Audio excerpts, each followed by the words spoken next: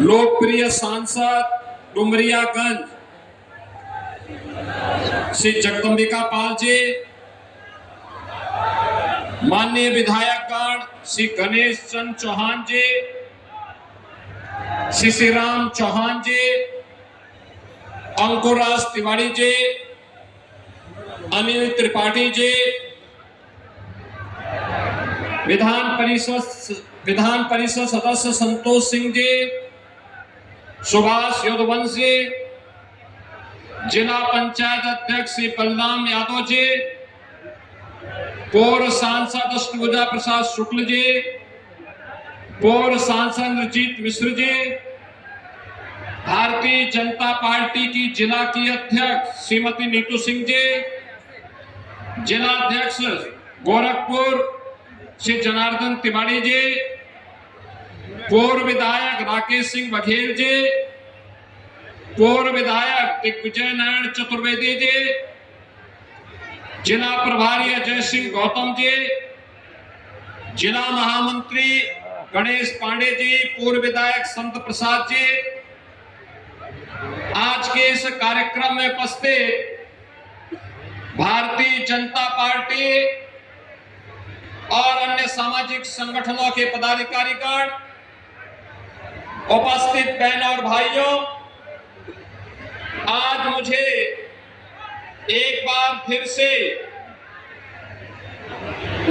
बाबा तामेश्वर नाथ की इस पावन धरा और बाबा बैजूनाथ के इस प्रांगण में जनपद संत कबीर नगर और गोरखपुर की 2 विधानसभाओं के लगभग 500 करोड़ रुपए की परियोजनाओं के लोकार्पण और शिलान्यास के लिए धनगढ़ा विधानसभा क्षेत्र में आयोजित इस कार्यक्रम में आने का अवसर प्राप्त हुआ है। मैं बाबा तामेश्वर नाथ और बाबा बैजूनाथ की इस पावन धरा को नमन करता हूं। इन सभी परियोजनाओं का उपहार धनगढ़ा विधानसभा और खजनी विधानसभा क्षेत्र के मतदाताओं को अर्पित करते हुए आप सभी का मैं अभिनंदन करता हूं। बहनों और भाइयों, जब अच्छी सरकारें आती है, अच्छे जनप्रतिनिधि चुनते हैं, विकास और विरासत को सम्मान देने वाली सरकारें चुनी जाती हैं। याद करिए, कभी सबसे पिछड़ा क्षेत्र माना जाने वाला धनगढ़ा और खजनी आज पूर्वांचल एक्सप्रेसवे के माध्यम से जुड़ करके लखनऊ की दूरी को अपने साथ जोड़ रहा है। अब कोई भी जाता है, गोरखपुर का व्यक्ति लखनऊ जाता होगा या पूर्वी उत्तर प्रदेश का कोई व्यक्ति अगर पूर्वांचल एक्सप्रेसवे के साथ जोड़ता और जाता होगा तो खजनी और धनगढ़ा विधानसभा उसके साथ जुड़ती भी दिखाई देती है, उसकी यात्रा की सहयात्री बन जाती है। कभी उपेक्षित पड़ा हुआ क्षेत्र आज विकास की मुख्य धारा के साथ जुड़ रहा है। कभी उपेक्षित पड़े हुए पूर्वजों की ये विरासत बाबा तामेश्वर नाथ धाम हो या अन्य वे सभी पवित्र धर्मस्थल जिनका उल्लेख यहाँ पे श्री राम चौहान जी कर रहे थे, आज उनका सुंदरीकरण न केवल आस्था को सम्मान है बल्कि पूर्वजों के प्रति कृतज्ञता भी है, जिन्होंने उन स्थलों को कभी स्थापित किया था, उन्हें सजाने संवारने का काम किया था। आने वाली पीढ़ी के लोग मंगल के लिए उन स्थानों को स्थापित किया था। आज जब ये स्थान फिर से अपने गौरव को प्राप्त होते होंगे, उन पूर्वजों का आशीर्वाद जरूर मिलता होगा। और इसलिए बहनों और भाइयों, ये तभी संभव हो जाता है, होता है जब अच्छे जनप्रतिनिधि चुने जाते हैं। अच्छे विधायक, अच्छे सांसद चुनोगे तो विकास होगा, विरासत को सम्मान मिलेगा, सुरक्षा मिलेगी, सुशासन के लक्ष्यों को प्राप्त करने में मदद मिलेगी, गरीब को उसका अधिकार मिलेगा, अन्नदाता किसान को सम्मान मिलेगा, नौजवान को रोजगार मिलेगा, हर खेत को पानी भी मिलेगा। लेकिन जब बेईमान और भ्रष्टों की सरकार आती है, जनता के हक पर ये लोग डकैती डालते हैं, बेटी की सुरक्षा में सेंध लगाते हैं, व्यापारी को तबाह करते हैं और अन्नदाता किसान को आत्महत्या करने के लिए मजबूर करते हैं, नौजवानों के रोजगार को छीनते हैं, समाज में अव्यवस्था पैदा करके पर्व और त्योहार के पहले उपद्रव पैदा करने का कार्य करते हैं। लेकिन अब ये डबल इंजन की सरकार है, प्रधानमंत्री मोदी जी का यशस्वी नेतृत्व है, जो उत्तर प्रदेश कभी पहचान के लिए मोहताज था, आज उत्तर प्रदेश पहचान के लिए मोहताज नहीं, बल्कि वह भारत की अर्थव्यवस्था का एक ग्रोथ इंजन बन करके भारत की अर्थव्यवस्था को मजबूती प्रदान करने के लिए तैयार खड़ा हुआ है। आप इस जनपद को ही देख लीजिए, कभी संत कबीर दास जी आए थे और ये माना जाता था कि मगहर में मरना भी पाप का कारण बनता था। आप सोचो, आज मगहर में जाइए, संत कबीर एकेडमी है, ऑडिटोरियम है, मां प्रज्ञान स्थली का सुंदरीकरण हुआ है, और उसके ठीक पार जैसे ही आमी नदी के पार आप जाएंगे, गोरखपुर का औद्योगिक क्षेत्र गीडा वहां से प्रारंभ होता है। पूर्वी उत्तर प्रदेश के हजारों नौजवानों को वहां नौकरी के रोजगार की गारंटी प्राप्त होती है। हम जब धनघटा में आते हैं, धनघटा के माध्यम से जब हम विकास की इस यात्रा को आगे बढ़ाते हैं, पूर्वांचल एक्सप्रेसवे प्रदेश की राजधानी और काशी का प्रयागराज जाने का रास्ता तो आपका प्रशस्त करती ही है, लेकिन जैसे ही क्वानो नदी को आप पार करते हैं तो धूलियापार क्षेत्र में ग्रेटर गीडा की स्थापना के बाद, नए उद्योगों की स्थापना के बाद धनघटा के नौजवानों के लिए भी नई नौकरी की संभावना वहां उपलब्ध होती है। हम मैदावल में जाते हैं तो मैदावल विधानसभा क्षेत्र में बखरा झील, फिर से वहां पर एक इको टूरिज्म के नए सेंटर के रूप में, रामसर साइट के रूप में विकास को आमंत्रित कर रही है। बहनों और भाइयों, विकास की प्रक्रिया, हाईवे का निर्माण, एक्सप्रेसवे का निर्माण, जनपदीय सड़कों का निर्माण, ग्रामीण सड़कों का निर्माण, युद्ध स्तर पर तो हो रहा है, अन्य कनेक्टिविटी को भी मजबूती प्रदान करते हुए विकास की गति को कई गुना बढ़ाने का कार्य कर रहा है। जहां पे उच्च शिक्षा के संस्थान नहीं, वहां संस्थान खोले जा रहे हैं। कई डिग्री कॉलेजेस, कई पॉलिटेक्निक, कई आईटीआई, कई चिकित्सालय, पुराने जो विद्यालय थे, ऑपरेशन कायाकल्प के माध्यम से, प्रोजेक्ट अलंकार के माध्यम से उनके पुनरुद्धार का काम किया जा रहा है। कहीं पे अटल आवासीय विद्यालय बनाए जा रहे हैं, कहीं मुख्यमंत्री कंपोजिट विद्यालय के माध्यम से शिक्षा में आमूलचूल सुधार करके आने वाली पीढ़ी के भविष्य को उज्जवल बनाने का काम किया जा रहा है। बहनों और भाइयों, ये इसलिए जिससे आने वाली पीढ़ी को किसी के सामने हाथ फैलाना न पड़े, जब चले तो गौरव के साथ चले कि मैं भी संत कबीर नगर जनपद का वासी हूं, मुझे भी आगे बढ़ने का अधिकार है, मैं भी कह सकता हूं कि हाँ, मैं भी अपने अधिकार को लेकर के रहूंगा, और ये सरकार आपका अधिकार आपको दिलाने के लिए आज आपके द्वार आई है। और उसी क्रम में आज मुझे इन दोनों विधानसभाओं की दिश से यहां पर आने का अवसर प्राप्त हुआ है। बहनों और भाइयों, कभी 2 बार था।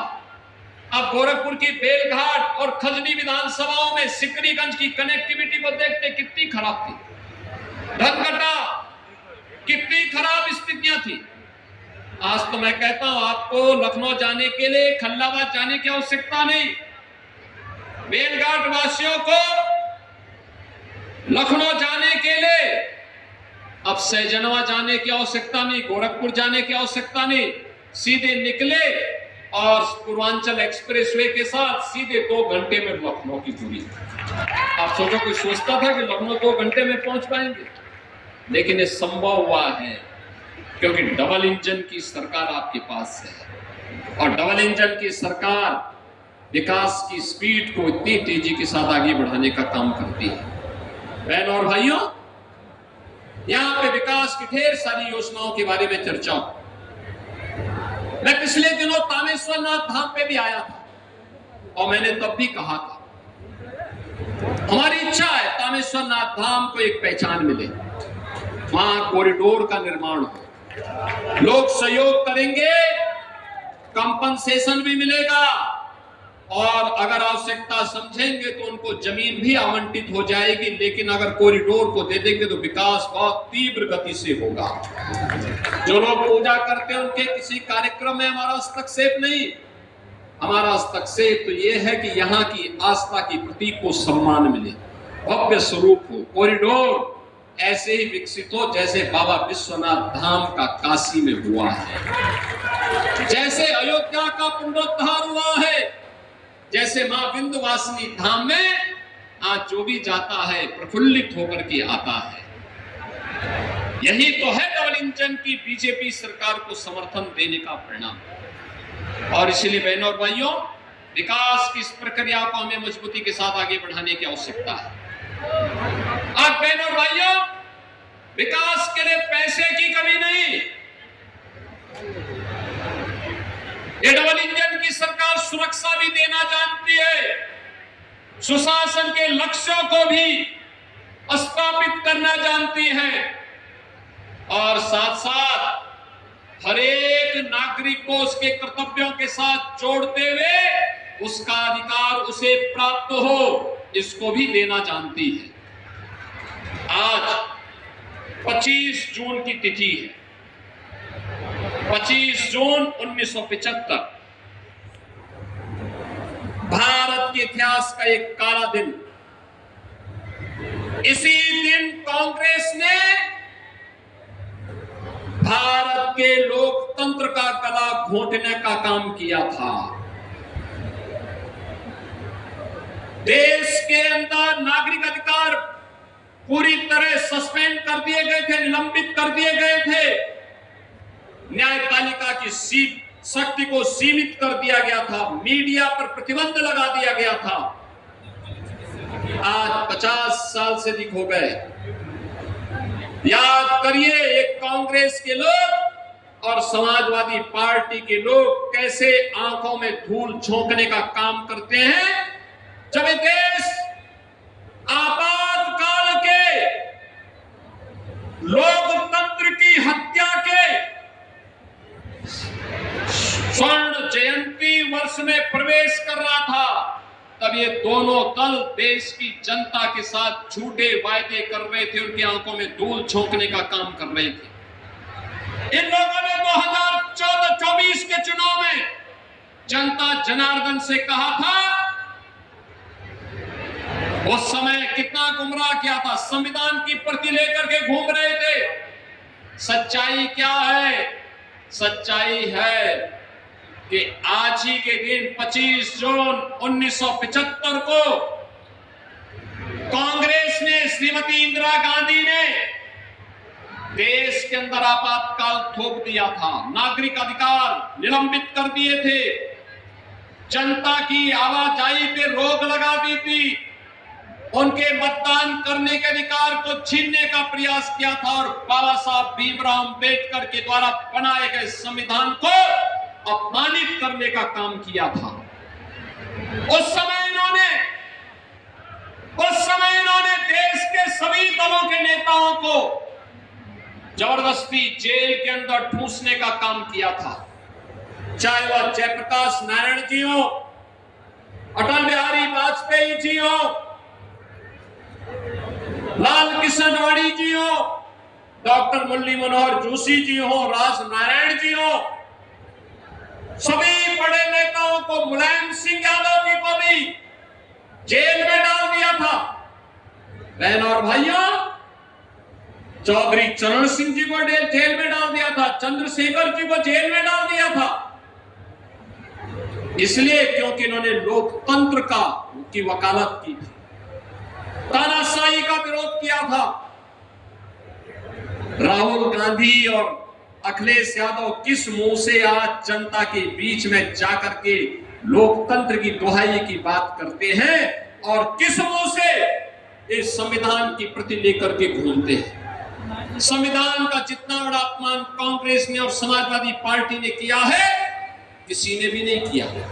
और इसलिए बहनों और भाइयों, मैं आज आप सबसे कहने के लिए आया हूं, बाबा साहब डॉक्टर भीमराव अंबेडकर के सपने को साकार करने का काम, भारत के संविधान को सम्मान देने का काम, भारत के विरासत को सम्मानित करने का कार्य, गांव, गरीब, किसान, नौजवान, महिला, समाज के प्रत्येक तबके को उसका अधिकार ईमानदारी के साथ देने का काम अगर किसी ने किया है तो डबल इंजन की भारतीय जनता पार्टी की सरकार ने किया है। और डबल इंजन की इस भारतीय जनता पार्टी की सरकार के कारण ही आज गरीब राशन प्राप्त करता है, आज गरीब को 5 लाख रुपए की आयुष्मान भारत की सुविधा प्राप्त है, आज गरीब के घर में गरीब को सिर ढकने के लिए छत है।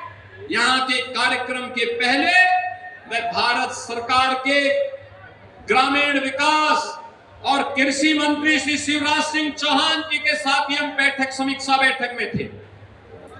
आज ही मुझे बताते हुए प्रसन्नता है कि उत्तर प्रदेश को फिर से 6,18,000 गरीबों के लिए प्रधानमंत्री आवास योजना ग्रामीण में एक आवास की सुविधा आज ही स्वीकृत हुई है।